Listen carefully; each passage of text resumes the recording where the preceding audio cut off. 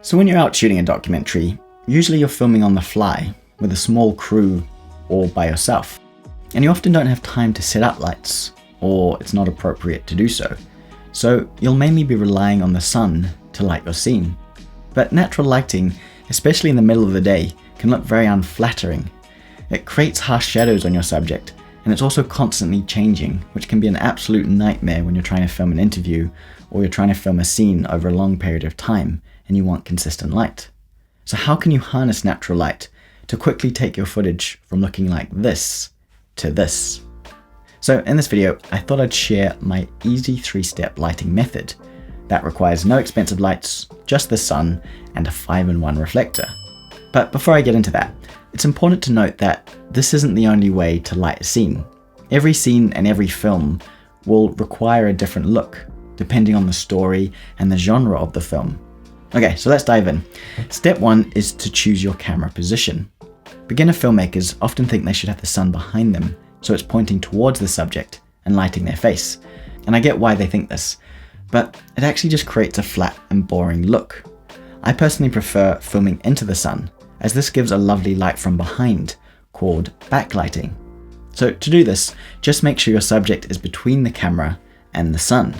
What's also great about backlighting is that it also makes it much easier for your subject to keep their eyes open, as they're facing away from the sun rather than staring into it and having to squint constantly, which is an absolute nightmare, and it also doesn't look very good on camera.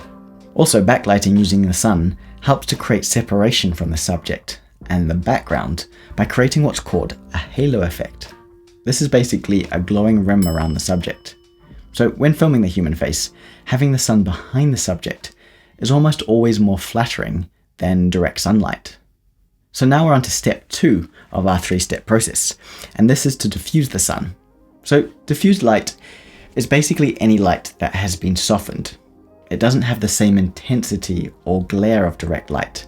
It's scattered, and it also comes from all directions. So rather than creating a harsh shadow, instead it blurs the edges of shadows and seems to wrap around the subject, giving a nice soft look. So as a comparison, this is what a scene looks like without any diffusion and just direct sunlight. This was shot at about 2 o'clock in the afternoon, so the sun was basically right above us. And now this is an example of what it looks like with diffusion added. As you can see, it makes a significant difference and is much easier for the subject to actually look at the camera and look around at what's going on. So the first and the simplest way to diffuse light is to position yourself and your subject out of direct sunlight.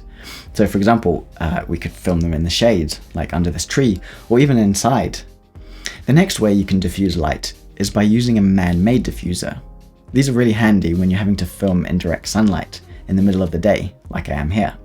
Diffusers come in many shapes and sizes, but the most popular is a 5-in-1 reflector. So they're really simple to use. All you need to do is hold the diffuser between the sun and your subject, and make sure it stays out of frame, otherwise they'll be like, what's going on here? Why is there this weird diffuser in shot? The wider your shot, the bigger the diffusion frame will need to be.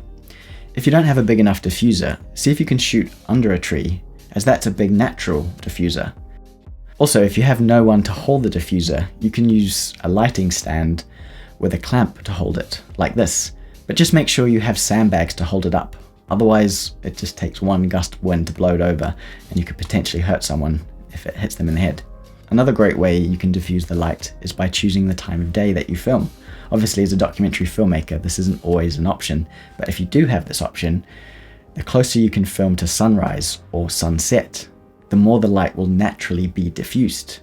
This is because when the sun is low to the horizon, sunlight rays have to penetrate the atmosphere over a greater distance, which reduces the intensity of direct sunlight. And then finally, a really simple way to diffuse light is to just film on a cloudy day.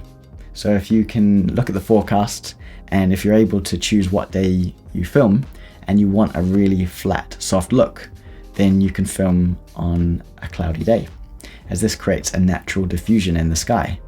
So for this example scene, it's a sunny day, and we don't have anyone who can hold the diffuser. And because we're filming in the park, we don't have access to any stands. So I'm just going to use the tree as a natural diffuser. So now that the subject is in diffused light, we now want to add shape to our subject. And this leads me to step 3, which is to add negative fill. Negative fill is the process of removing light from a shot to increase contrast levels and make the image feel more three-dimensional. There's many ways to create negative fill, from floppies to V-flats. You can even use a dark blanket or even a jumper like this. Basically anything that's dark and absorbs light rather than reflects it is a good negative fill. So in this scene, I'm going to use the dark side of the 5-in-1 reflector, and I'm going to hold it as close to the left-hand side of the subject as I can, without it coming into frame. The reason I'm holding the negative fill to this side of the frame is because it's more interesting to have the shadow on the side that the camera is filming from. This is because it creates more depth, which is more interesting to look at than a flat shot. So that's how you light a scene. If you guys want to have more filmmaking tips like this, you can sign up for a free filmmaking training that I've put together that covers 10 secrets to creating cinematic documentaries. To access that, all you have to do is click the link in my description, just down below, and click on the link and then sign up for the free training and you'll get instant access. And if you have any questions, post them down below and I'll see you in the next video.